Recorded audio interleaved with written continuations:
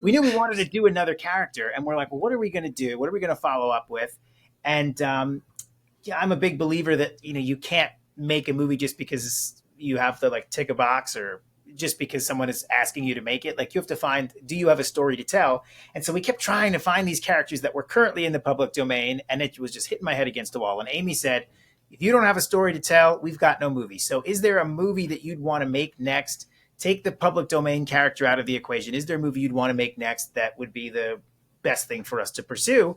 And I said, well, I've always wanted to make a horror movie on the Staten Island Ferry.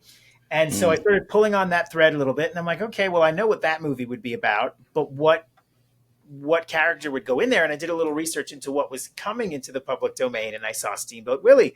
I said, well, they're probably not going to do that and let him go into the public domain, but that'd be the best monster for our Staten Island Ferry horror movie.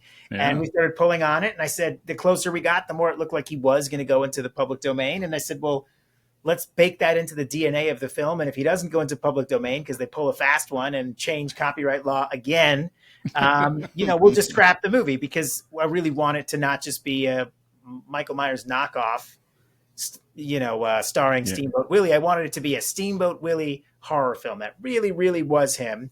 And he went into the public domain. We announced the movie, and the rest is history.